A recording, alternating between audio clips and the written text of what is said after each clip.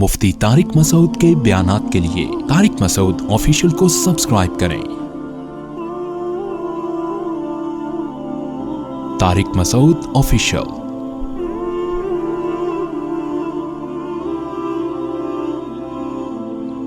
کہ اس امت کے علماء نے قرآن کی بھی حفاظت کی، جس کی وجہ سے آج قرآن اصل شکل میں موجود ہے۔ اس امت کے علماء نے حدیث کی بھی حفاظت کی، جس کی وجہ سے حدیث آج اصل شکل میں موجود ہے۔ اس امت نے قرآن اور حدیث سے اسلامی قانون نکال کے کتابی شکل میں محفوظ کر کے امت کو دے دیا، وہ قانون بھی آج الحمدللہ ہمارے پاس محفوظ ہے۔ تو اب اس امت میں 3 قسم کے ڈکیت پیدا ہوئے ہیں۔ ایک ڈاکو وہ ہیں جو قرآن پر اعتراضات کرتے ہیں، دوسرے ڈاکو وہ ہیں جو حدیث پہ اعتراضات کرتے ہیں جن کو منکرین حدیث، تیسرے اس امت کے ڈاکو وہ ہیں جو فقہ کی کتابوں پہ اعتراضات کرتے ہیں اور کہتے ہیں یہ جو فقہاء نے قانون کی کتابیں لکھی ہیں یہ غلط ہے، آؤ ہم آپ کو بتاتے ہیں اصل اسلامی قانون ہے کیا۔ تو یہ 3 قسم کے، جن میں 2 ڈاکو تو قرآن پہ اعتراض کرنا مشکل کام ہے نا، وہ تو بیس ہے، تو یہ 2 قسم کے ڈاکو اس امت میں ہول سیل کے حساب سے اب پیدا ہو رہے ہیں۔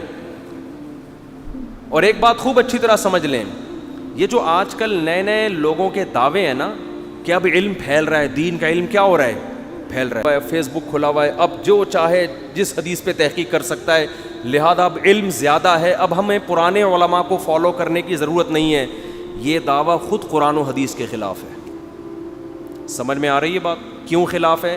صحیح احادیث میں ہے، رسول اللہ صلی اللہ علیہ وسلم نے فرمایا قرب قیامت میں علم آہستہ آہستہ اٹھ جائے گا، علم کیا ہوگا؟ کم ہو جائے گا۔ دیکھو علم کی 2 قسمیں، ایک دنیاوی علم اور ایک دینی علم۔ دینی علم نام ہے قرآن و حدیث کا، اور دنیاوی علم نام ہے میڈیکل سائنس ہے، انجینئرنگ ہے، اور 10 قسم کے جو علوم ہیں۔ تو آپ کا کیا خیال ہے قرب قیامت میں دنیاوی علم کم ہو رہا ہے کیا ہے بھائی؟ دنیا کا جو علم ہے آپ جتنا ماضی کی طرف جائیں کم ہوتا نظر آئے گا، جتنا فیوچر کی طرف جائیں، بول لو نا بھائی، زیادہ۔ جبکہ حدیث میں کیا آتا ہے؟ علم کیا ہوگا؟ آہستہ آہستہ اٹھے گا۔ تو اس سے پتہ چلتا ہے کہ قرب قیامت میں علم، دین کا علم بڑھے گا نہیں بلکہ کم ہوگا۔ جتنا ماضی کی طرف جائیں گے علم میں آپ کو مضبوط اور پختہ علماء نظر آئیں گے، جتنا فیوچر کی طرف جائیں گے آپ کو ایسے ایسے لوگ نظر آئیں گے جو سرے سے عالم ہی نہیں ہیں، مگر دعوے اتنے بڑے بڑے کہ وہ علماء کو جناب ایسے بنا کے پیش کریں گے جیسے ہم سے بڑا دنیا میں کوئی ہے ہی نہیں۔ تو یہ خود ان لوگوں کا جو ایک دعویٰ ہے نا کہ اب علم اتنا پھیل گیا ہے، پھیلا نہیں، اب علم کیا ہو رہا ہے؟ کم ہے، پہلے زیادہ تھا۔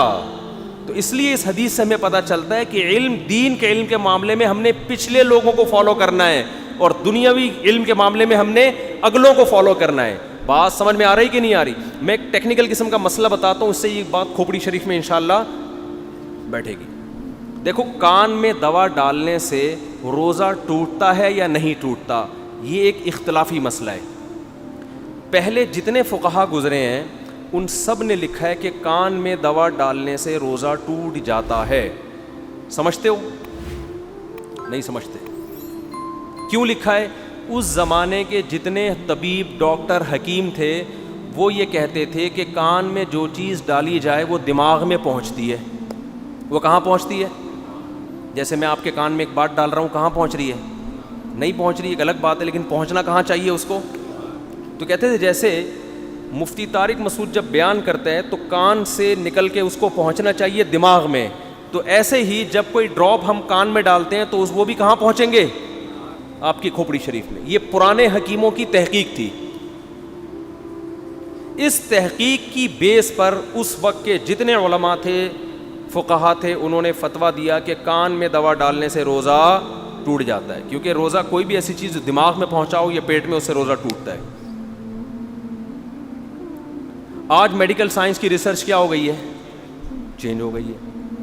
تمام ڈاکٹروں کا اس پر اتفاق ہے کہ کان میں کوئی ایسا ذریعہ نہیں ہے کہ کچھ ڈالا جائے تو آپ کی کھوپڑی میں وہ بولو پہنچے۔ اب جب یہ تحقیق علماء کے سامنے آئی تو پھر کیا ہوا؟ علماء کی 2 رائے بن گئی ہیں۔ بنوری ٹاؤن کے علماء ہیں، قابل احترام ہیں، اور بہت سارے مدرسوں کے، انہوں نے کہا بھائی وہ پہلے کے فقہا اتنے بڑے عالم تھے, اتنے بڑے فقیہ تھے, ان سب نے لکھا ہے کہ کان میں دوا ڈالیں گے تو روزہ ٹوٹ جائے گا, تو وہ کیسے غلط لکھ سکتے ہیں؟ لہذا وہ اسی رائے پر قائم ہے کہ کان میں دوا ڈالنے سے روزہ ٹوٹ جائے گا. عرب علماء, اسی طرح جامعۃ الرشید ہے, دارالعلوم کرنگی ہے, اور پاکستان کے اور کچھ دیگر علماء, ان کی رائے یہ ہے کہ بھئی وہ علماء ٹھیک ہے بہت بڑے تھے, لیکن ان کی تحقیق کی بیس کیا تھی؟ اس زمانے کے حکیموں کی تحقیق. تو جب وہ تحقیق بدل گئی تو مسئلہ بھی کیا ہو جائے گا؟ آٹومیٹیکلی چینج ہو جائے گا. جب کان میں دوا ڈالنے سے کھوپڑی تک پہنچ ہی نہیں رہی ہے تو کان بذات خود تو ایسی چیز نہیں ہے نا جو جس سے روزہ ٹوٹے. بات آ رہی ہے سمجھ میں؟ تو اب ایک اسی طرح مجلس تحقیق لگی ہوئی تھی, بڑے بڑے علماء بیٹھے ہوئے تھے, میں بھی اس مجلس میں شرکت کا موقع ملا. تو ایک عالم نے ایک دلیل دی. انہوں نے دلیل یہ دی کہ بھائی ہم کیسے اس زمانے کے علماء جو دین میں علم میں ہم سے کئی گنا آگے تھے, ہم ان کی تحقیق کو کیسے چھوڑ دیں؟ وہ تو ہم سے علم میں کئی گنا آگے تھے. تو ایک دوسرے مفتی صاحب نے بڑا خاندانی جواب دیا. انہوں نے کہا جیسے اس زمانے کے علماء اس زمانے کے حساب سے زیرو ہیں, تو اسی طرح اس زمانے کے حکیم اس زمانے کے ڈاکٹروں کے لحاظ سے کیا ہیں؟ زیرو ہیں. اس چیز کو دیکھا جائے گا. کھوپڑی میں بات بیٹھی, کان میں بات جا کے دماغ تک پہنچی, اس کا مطلب کان میں دوا ڈالنے سے دماغ تک پہنچتی ہے. اصل میں دوا نہیں, بات پہنچتی ہے. تو لیکن وہ بھی ہر ایک کے نہیں پہنچتی, کسی کے پہنچ رہی ہے, کسی کے ان کے دستے نازک کے لیے بھیجی تھی تو پوچھی, خبر پہنچی تو یہ پہنچی کہ پوچھی نہیں پہنچی. تو شاعر کہہ رہا ہے میں نے محبوبہ کے دستے نازک ہاتھوں کے لیے پوچھی بھیجی تھی, خبر پہنچی تو یہ پہنچی کہ پوچھی نہیں پہنچی. ایسی چیزیں کہاں پہنچتی ہیں یار؟ خوش قسمت لوگوں کی پہنچتی ہیں ایسی چیزیں. خیر, تو اور آج کل محبوبہ کے دست نازک بھی نہیں ہوتے. آج کل خواتین بڑے بڑے چپیٹ لے کے بیٹھی ہوئی ہیں. وہ ونس اپون اے ٹائم کہ محبوبہ کے دست نازک کے لیے بھیجا جاتا تھا, اب ایسا نہیں ہوتا. تو خیر, تو یہ بات ہے جو قرآن و سنت سے ثابت ہے کہ دنیا کا علم کیا ہو رہا ہے؟ بڑھ رہا ہے. دین کا علم آہستہ آہستہ کم. کیسے کم ہو رہا ہے؟ پراپر کتنے بڑے بڑے پروفیسر اس وقت ہیں جن کو عربی نہیں آتی. یہ جو مشہور ہے نا, جن کی بڑی ایک زبردست شاپ ہے آج کل, ان کو عربی نہیں آتی. محقق بننے کے لیے سب سے پہلی بات یہ ہونی چاہیے کہ آپ جس زبان میں ریسرچ, آپ جس زبان میں اسلام کی ساری ریسرچ ہے اس زبان کو آپ سیکھو. جیسے کسی ڈاکٹر کو انگلش نہیں آتی اور وہ میڈیکل سائنس کی کتابوں سے کیا پیش کر رہا ہے تحقیق. بھائی میڈیکل سائنس کی تو ساری کتابیں انگلش میں ہیں, آپ کیسے رپورٹیں پیش کر رہے ہو؟ آپ کو تو یہ بھی نہیں پتا کہ اس کا ترجمہ صحیح ہوا بھی ہے کہ نہیں ہوا. اور آپ دیکھ لیں جتنے بڑے بڑے محقق اس وقت موجود ہیں یوٹیوب پہ, فیس بک پہ, جو علماء کے خلاف صبح و شام ان کو صرف نحو جو عربی کی بیس ہے نا, بیس اس سے ناواقف ہیں. ان میں ایک مشہور بہت بڑے فتنہ پرور صاحب ہیں, انہوں نے ایک لفظ کہا کہ دو قول ہیں اس میں, یہ احوت ہے. ایک قول کیا ہے؟ احوت. احوت کو کیا پڑھ رہے ہیں محترم؟ یہ تو جو میرے تفسیر کے لیکچر پڑھتے ہیں نا, ان کو بھی اتنی عربی کم از کم آتی ہوگی. اضربو کا معنی دوسرے کے مقابلے میں زیادہ مارنے والا, احوتو کا معنی دوسرے کے مقابلے میں زیادہ احتیاط. بعض دفعہ دو قول ہوتے ہیں نا فقہا کے, ایک میں احتیاط زیادہ ہوتی ہے تو فقہا لکھتے ہیں یہ احوت ہے. یہ کیا ہے؟ احوت. احوت کا مطلب اس قول پہ عمل کرنے میں احتیاط زیادہ ہے.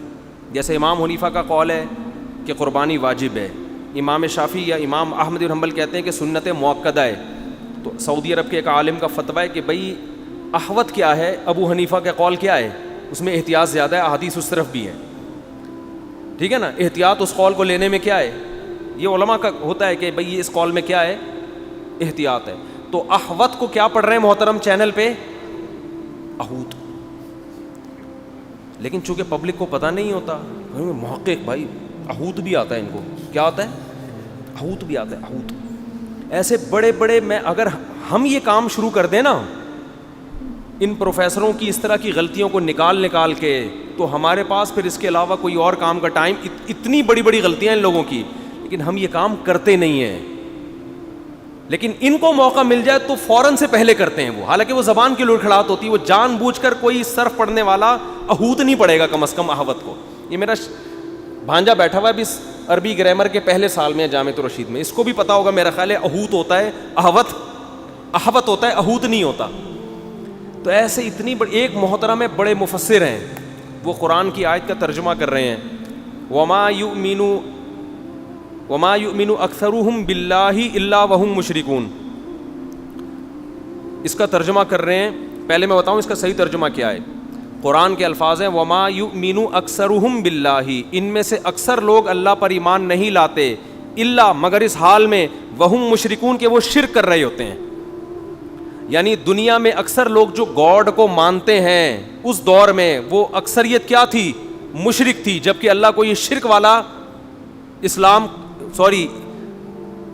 والا ایمان قبول نہیں ہے. جیسے عیسائی ہیں، ہندو ہیں، سکھ ہیں، بہت سارے مذاہب ایسے ہیں جو اللہ پر گاڈ پر ایمان تو رکھتے ہیں مگر ساتھ ساتھ دوسروں کو شریک بھی کرتے ہیں. یہ پوری امت اجماع ہے کہ اس آیت کا یہی مطلب ہے، اس کے علاوہ کوئی اور مطلب نہیں ہے. اور جس نے ذرا بھی عربی گرامر جانتا ہو نا وہ یہی ترجمہ کرے گا. بہت بڑے مفسر صاحب ترجمہ کیا کر رہے ہیں کہ مسلمانوں میں اکثریت وہ ہے جو اللہ پر ایمان رکھتے ہیں شرک کے ساتھ. یعنی مسلمانوں میں بہت سارے لوگ ایسے ہیں جو اللہ پر ایمان لاتے ہیں مگر ساتھ ساتھ کیا کرتے ہیں. یعنی اس آیت سے مراد کون لے لیا؟ مسلمان، کہ مسلمانوں کی اکثریت شرک کر رہی ہے. تو کیا کہاں کی کہاں لگا دی. ایک بہت بڑے مفسر ہیں، انہوں نے ایک اور، یعنی جو لفظی ترجمہ بھی نہ کر سکے لوگ ان کے سن رہے ہیں کہ یار تحقیق کیا ہے. اٹ از کالڈ تحقیق. تو میں نے ایک میرا شارٹ کلپ آیا نا کہ ماموں بنانا دنیا میں سب سے آسان کام ہے. جو آدمی جس فیلڈ کا نہیں ہوتا نا وہ بہت جلدی ماموں بنتا ہے، بہت جلدی ماموں بنتا ہے. ان لوگوں سے علماء کبھی متاثر نہیں ہوتے کہ وہ تعریف کر رہے ہیں یار زبردست، کیونکہ علماء کے پاس علم ہوتا ہے، ان کو پتا ہوتا ہے یہ ان تلوں میں تیل نہیں ہے، لفاظی ہے. علماء نہیں متاثر ہوتے. اب علماء کے متاثر نہ ہونے سے لوگ سمجھتے ہیں کہ علماء چاہتے ہیں اپنی دکانیں چلیں، دوسروں کی دکانیں نہ کھلیں. یہ مطلب نہیں ہے بھائی. علماء کو پتا ہوتا ہے کہ ان تلوں میں تیل نہیں ہے. ایک بڑے مفسر ہیں، انہوں نے ترجمہ کیا کہ یوم الحج الاکبری، قرآن میں آتا ہے نا حج اکبر کے دن، تو اس کا ترجمہ کیا حج کے بڑے دن. حج کے بڑے دن، حالانکہ حج کا بڑا دن نہیں، اس سے مراد ہے بڑے حج کا دن. حج کے بڑے دن میں اور بڑے حج کے دن میں بڑا فرق ہے. حج کا بڑا دن کا مطلب حج کا تو دن ہوتا ہی بڑا ہے، یہاں یہ مراد نہیں ہے. الحج الاکبر کا مطلب ایک حج اصغر ہوتا ہے اور ایک حج اکبر. حج اصغر عمرے کو کہتے ہیں اور حج اکبر وہ حج کو کہتے ہیں جو 9 ذی الحجہ کو ہوتا ہے. تو قرآن کہہ رہا ہے عمرے کے دن نہیں بلکہ بڑے حج کے دن، چھوٹے حج کے دن نہیں بلکہ بڑے حج کے دن. تو چونکہ موصوف صفت کا نہیں پتا، مضاف مضاف الیہ کا نہیں پتا، اب حج الاکبر، الحج الاکبر میں حج موصوف ہے، الاکبر کیا ہے؟ اس کی صفت ہے. یعنی وہ حج جو کہ بڑا ہے، چھوٹا نہیں ہے، یہ مطلب ہوگا. موصوف صفت کے ترجمے میں مضاف مضاف الیہ کی عربی زبان تو ایسی ہے کہ ذرا سے زبر زیر پیش کے فرق سے ترجمے میں زمین آسمان کی تبدیلی ہو جاتی ہے، مگر ان لوگوں کو وہ تبدیلی کا علم نہیں ہوتا. سمجھتے نہیں ہو میرا خیال ہے بات. اب دیکھو میں عربی زبان کی باریکیوں کو آپ کو ذرا بتاتا ہوں. آپ یہ جو دعا پڑھتے ہیں الحمدللہ الذی اطعمنا، تمام تعریفیں اس اللہ کے لیے ہیں، اطعمنا جس نے ہمیں کھلایا. اگر آپ اطعما میں میم کے زبر کو جزم کر دیں تو ترجمہ کیا ہو جائے گا؟ الٹا. الحمدللہ الذی اطعمنا، تمام تعریفیں اس اللہ کے لیے جس کو ہم نے کھلایا. نہیں آ رہی بات میرا خیال ہے. اطعمنا اور اطعمنا میں بولو فرق ہے. جزاک اللہ اور جزاک اللہ میں کیا ہے؟ جزا کا مطلب اللہ بدلہ دے، جزا کا مطلب تجزیہ کرے تمہارا. تجزیہ کسے کہتے ہیں؟ جز در جز بنا دینا کسی چیز کو، ٹکڑے ٹکڑے کر دینا. تجزیہ نہیں ہوتا. جزا یجزی تجزیتن، تجزیہ نگار ہوتے ہیں نا. کیا مطلب؟ ہر چیز کو ٹکڑے ٹکڑے کر کے اینالائز کر رہے ہوتے ہیں، ہر چیز کو الگ الگ رکھ کے غور کر رہے ہوتے ہیں. تو جزاک اللہ کا مطلب کیا؟ اللہ تمہارے جز بنا دے بہت سارے. تمہارا ہاتھ وہاں پڑا ہو، لوگ دیکھ رہے ہوں کہ یہ ستار بھائی کا یہ ہاتھ ہے، اینالائز ہو رہا ہے نا. ایک ایک چیز پہ الگ الگ سے کیا ہو رہا ہے؟ غور ہو رہا ہے. یہ ان کی آنکھیں ہیں، یہ الگ سے رکھی ہوئی ہیں یہاں پہ. تو کتنا فرق ہو گیا جزاک اللہ اور جزاک اللہ میں. تو یہ تو میں نے چھوٹی سی مثالیں دی ہیں عربی گرامر تو اور عربی گرامر جب تک کسی بابے کے پاس بیٹھ کے علم حاصل نہ کریں اس وقت تک عربی کتابوں سے تو سوال ہی پیدا نہیں ہوتا کسی کے باپ کو بھی عربی آ جائے معذرت کے ساتھ. اب باپ کا لفظ ایشو بنا ہے تو اب بار بار باپ کا لفظ مارکیٹ میں آئے گا کیونکہ ماموں آپ کو پسند نہیں آیا. ٹھیک ہے نا. عربی میں جو ہے نا عربی گرامر سیکھنے کے لیے تو پراپر جب تک استاذ نہیں ہوگا 2 سال اس کی صحبت میں پراپر پریکٹس نہیں ہوگی عربی گرامر کی الف بے بھی آپ کو نہیں آئے گی. یہ تو بابو اور استاذ کے بغیر ممکن ہے ہی نہیں. یہ تو کتاب سے علم آ ہی نہیں سکتا. میں نے عربی سیکھنے کے لیے 6 مہینے صرف صرف میں لگائے ہیں اپنے استاذ کے پاس اور میں اکیلا شاگرد تھا ان استاذ کا. اتنی محنت کی انہوں نے پھر جا کے مجھے گرامر پر عبور حاصل ہوا. سمجھتے ہو. پھر اس کے بعد نحو ہے, پھر ان کتابوں, پھر اس کی پریکٹس ہے کتابوں میں. یعنی صرف گرامر پڑھ کے نہیں آ جاتی, اس کو آگے کتابوں میں پریکٹس بھی کرنی پڑتی ہے. 8 سال تک پھر انہی زبانوں میں کتابیں پڑھنی پڑتی ہیں. پھر جا کے عربی میں اتنی عبور حاصل ہوتا ہے کہ آپ قرآن کی اور حدیث کی عربی اور فقہ کی عربی سمجھنا شروع کرتے ہیں. پھر آپ کو پتہ چلتا ہے اس کتاب میں لکھا ہوا کیا ہے.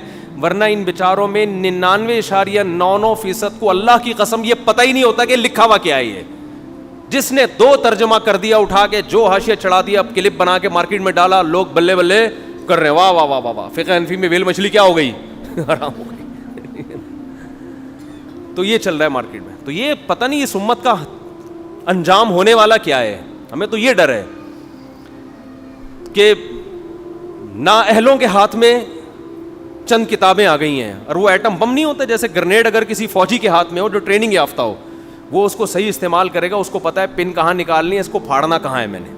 اور کسی بچے کے ہاتھ میں, نااہل کے ہاتھ میں گرنیڈ آ گیا تو کبھی کسی بزرگ پہ طنز کرے گا, کبھی کسی کی کتاب کا حوالہ نکال کے اس کو کافر قرار دے گا, کہ وہ اس کا سارا دن کام ہی یہی ہوگا, ڈراتا پھرے گا, اور ہر آدمی بھاگے گا بھائی یہ گرنیڈ کہیں میرے اوپر نہ پھٹ جائے.